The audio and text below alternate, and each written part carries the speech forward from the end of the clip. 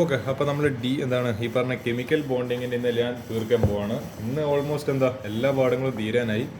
ഇന്നത്തേക്ക് ഫെബ്രുവരി 27th ആണ് the day when I will finally end my NCERT series. അപ്പോൾ നിങ്ങളെല്ലാവരും ശ്രദ്ധിച്ചിട്ടിരിക്കുക ഈ ഒരു ലാസ്റ്റ് ക്ലാസ്സിന് വേണ്ടിയിട്ട്.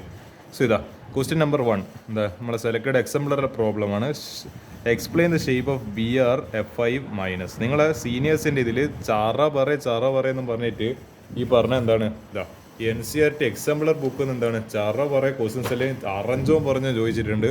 അപ്പോൾ നിങ്ങൾക്കും ഇനി അത് എന്താ പറയുക വന്ന് കൂടായ്മയില്ല. നിങ്ങൾ എന്താണ് കൊച്ചു മക്കളാണ്. അപ്പോൾ നിങ്ങൾക്ക് എന്താണ് പരിഗണന ഉണ്ടാവുന്നതെന്ന് പ്രതീക്ഷിക്കൊന്നും വേണ്ട.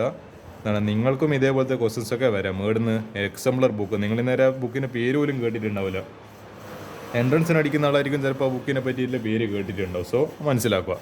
ഇതിൽ എന്താണ് ബ്രോമിൻ ഉണ്ട്, 5 ഫ്ലൂറിൻ ഉണ്ട്. So central atom bromine has 7 electrons. നമുക്കറിയാം ഈ പറഞ്ഞ എന്താണ് ഈ ഹാലജൻസ് എന്നെല്ലാം പറയുന്നത് 17th ഗ്രൂപ്പാണ്.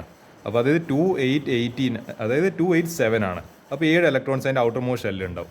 7 electrons in the valence shell. ഇതാണ് valence shell. 5 of these will form bonds with. അപ്പോൾ ഇതിൽ എന്താണ് ഈ 7 എണ്ണത്തിൽ 5 എണ്ണം എന്താവും നമ്മളെ ഈ പറഞ്ഞ ഫ്ലൂറിൻ 5 ഫ്ലൂറിനായിട്ട് ഒരു ബോണ്ട് ഉണ്ടാക്കും. 5 ഇലക്ട്രോൺസ് ഓരോ ഫ്ലൂറിനായിട്ട് ബോണ്ട് ഉണ്ടാക്കിയിട്ട് 5 ഇലക്ട്രോൺ. ബാക്കി ഒരു 2 ഇലക്ട്രോൺ ബാക്കി ഉണ്ടാവുമല്ലോ. 7 5 കുറച്ച് കഴിഞ്ഞാൽ remaining 2 electrons are present S 1 lone pair. ഇതിൽ ബാക്കി വരുന്ന 2 ഇലക്ട്രോൺസ് ഒരു പെയറപ്പ് ആയിട്ട് ഒരു ലോൺ പെയർ ആയിട്ട് ഇങ്ങനെ നിൽക്കുന്നുണ്ടാവും. പിന്നെന്താ hence total number of electrons are ഇതാ 5 bond pairs plus 1 lone pair. ഇങ്ങനെയാണ് ബോണ്ട് പെയർ ലോൺ പെയർ ഉണ്ടാകുന്നത്. To minimize repulsion between. അപ്പോൾ എന്താണ് VSE പെയർ തിയറി പ്രകാരം എന്താണ് ഇലക്ട്രോൺസ് തമ്മിൽ മാക്സിമം റിപ്പൾഷൻ കുറക്കേണ്ടിയിട്ടാണ് നോക്കുക. അവരപ്പോൾ എന്ത് ചെയ്യുക അതിൻ്റെ ഷേപ്പ് ഒരു സ്ക്വയർ പിരമിഡൽ ഷേപ്പിലേക്ക് മാറും.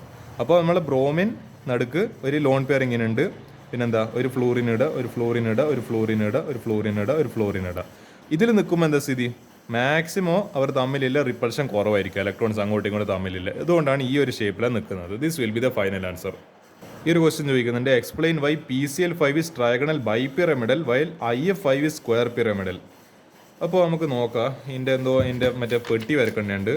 മറ്റേ ഫോസ്ഫറസ് അതായത് PCl5ൻ്റെ കേസിൽ ഫോസ്ഫറസിൻ്റെ ഗ്രൗണ്ട് സ്റ്റേറ്റിൽ 3s2 3p3 3d0 ആയത്. ഇവിടെ ഇലക്ട്രോൺസ് ഒന്നുമില്ല. അത് എക്സൈറ്റ് ആവുന്ന സമയത്ത് എന്ത് സംഭവിക്കും? ഇവിടെ ഇല്ല ഈ 3s2ലുള്ള ഒരു ഇലക്ട്രോൺ ഇവിടെ കയറി ചാടും. അപ്പോൾ ഇവിടെ എത്തി. അപ്പോൾ ഇതെന്ത് ഫോർമാറ്റ് sp3d ഫോർമാറ്റ് വന്ന്. അപ്പോൾ sp3 ഹൈബ്രിഡൈസേഷൻ ആയതുകൊണ്ട് തന്നെ ഇതിൻ്റെ ഷേപ്പ് എന്ന് പറയുന്നത് ട്രയഗണൽ ബൈപിരമിഡലായിരിക്കും. നമുക്ക് ഹൈബ്രിഡൈസേഷൻ തിയറി വെച്ചിട്ട് പറയാൻ വേണ്ടി പറ്റും. അതേപോലെ IF5ൻ്റെ സ്ഥിതി മറ്റേ എന്താണ് അയോഡിൻ്റെത് ഗ്രൗണ്ട് സ്റ്റേറ്റിൽ 5s2 5p ഇത് 5 5p5 എന്നാണ് 5d0 ആയിരിക്കും. അപ്പോൾ എന്ത് സംഭവിക്കും?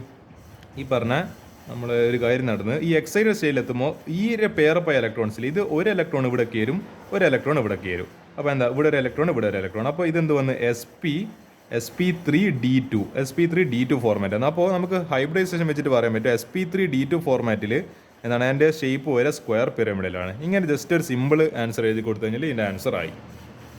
ഓക്കെ, ഇനി ഒരു അടുത്ത ക്വസ്റ്റിന് in both water and dimethyl ether. അതായത് ഡൈമീഥൈൽ ഈതർ എന്ന് പറയുമ്പോൾ CH3O ഓക്സിജൻ നമ്മൾ 2 ലോൺ പെയർ ഇലക്ട്രോൺ ഉണ്ട്. CH3 oxygen atom is central atom സമ്മതിച്ച്. അപ്പോൾ ഈ വാട്ടറിൽ എന്താ സ്ഥിതി? ഓക്സിജൻ ഇങ്ങനെ നിൽക്കുന്നത്, അതിൻ്റെ മുകളിൽ 2 ലോൺ പെയർ ഇലക്ട്രോൺ ഉണ്ട്. പിന്നെന്താ ഇവിടെ H ഇങ്ങനെയാണ് നിൽക്കുന്നത്. ഇവർ 2 കേസിലും എന്താണ് ഓക്സിജനാണ് സെൻട്രൽ എലമെൻ്റ് ആയിട്ട് നിൽക്കുന്നത്. And as same hybridisation. രണ്ടിനും എന്താണ് ഹൈബ്രിഡൈസേഷൻ സെയിം ആണ്. Yet they have different bond angles which one has greater bond angle. ഇതിൽ ഹൈബ്രിഡൈസേഷൻ സെയിം ആണെങ്കിലും ബോണ്ട് ആംഗിൾ സെയിം അല്ല. നോക്കാം. Dimethyl ether has greater bond angle. അതെന്തുകൊണ്ടാണെന്ന് അറിയാവാ? That is because of bulky groups. Bulky groups എന്ന് പറയുമ്പോൾ നമ്മളെ വലിയ ഗ്രൂപ്പ്സ്, അതായത് ഇപ്പോൾ CH3 എന്ന് പറയുമ്പോൾ നിങ്ങൾ ആലോചിച്ച് നോക്ക് 3 ഹൈഡ്രജൻ ഉണ്ട്. അപ്പോൾ ഇവർ തമ്മിൽ ഓരോ ആൾക്കാർ റിപ്പൾഷൻ വരില്ല. അപ്പോൾ എന്തോ അതിന് സ്വാഭാവികമായിട്ട് ഈ പറഞ്ഞ നമ്മളെ ബോണ്ടിങ് ആംഗിൾ, അതായത് അവർ തമ്മിൽ ആംഗിൾ കൂടുക, ആ റിപ്പൾഷൻ കുറക്കേണ്ടിയിട്ട്. അതുകൊണ്ട് എന്താ, അതായത് ഇവിടെ ആകെ 2 ഹൈഡ്രജൻ അല്ല, പക്ഷേ ഇവിടെ ഒരു കാർബണിൻ്റെ മുകളിൽ തന്നെ ഇവിടെ 3 ഹൈഡ്രജൻ. അതേപോലെ ഈ കാർബണിൻ്റെ മുകളിൽ 3 ഹൈഡ്രജൻ. അപ്പോൾ നിങ്ങൾ ആലോചിച്ച് നോക്കുക ടോട്ടൽ 6 ആൾക്കാർ റിപ്പൾഷൻ വരുന്നുണ്ട്. അപ്പോൾ അതിനകത്തായിട്ട് എന്തായിരിക്കും റിപ്പൾഷൻ കുറക്കേണ്ടിയിട്ട് ഓരോന്ന് തമ്മിലെ ഡിസ്റ്റൻസ് അല്ലെങ്കിൽ ബോണ്ട് ആംഗിൾ സ്വാഭാവികമായിട്ട് കൂടും. അപ്പോൾ എഫക്റ്റീവായിട്ട് ടോട്ടലായിട്ടുള്ള ബോണ്ട് ആംഗിളും കൂടും. അതുകൊണ്ടാണ് ഇതിൻ്റെ ആംഗിൾ 1.7 ഡിഗ്രി വന്നത്. വാട്ടറിലാകെ എന്താണ് 2 ഹൈഡ്രജൻ എല്ലിലുണ്ട്. അത് 104.5 ഡിഗ്രിയിൽ കംഫർട്ടബിൾ ആയിട്ട് ഇനി നിൽക്കാൻ വേണ്ടി പറ്റും. ഇതാണ് 2 പേരും തമ്മിലുള്ള വ്യത്യാസം. The presence of bulky groups in dimethyl ether makes this bond angle more. ഈ ഒരു ക്വസ്റ്റ്യൻ ചിലപ്പോൾ റീസൺ ആയിട്ട് ചോദിക്കാൻ ചാൻസ് ഉണ്ട്. ഇതൊന്നും കൂടി ഞാൻ കഴിഞ്ഞ സ്ക്രീൻഷോട്ട് എടുക്കാൻ അവസരം തന്നതാണ്. വീണ്ടും തന്നെ ഒരു സമാധാനത്തിന് ഈ ഒരു പേജ് ഒന്നും കൂടി സ്ക്രീൻഷോട്ട് എടുക്കാം കംപ്ലീറ്റ് ആയിട്ട്.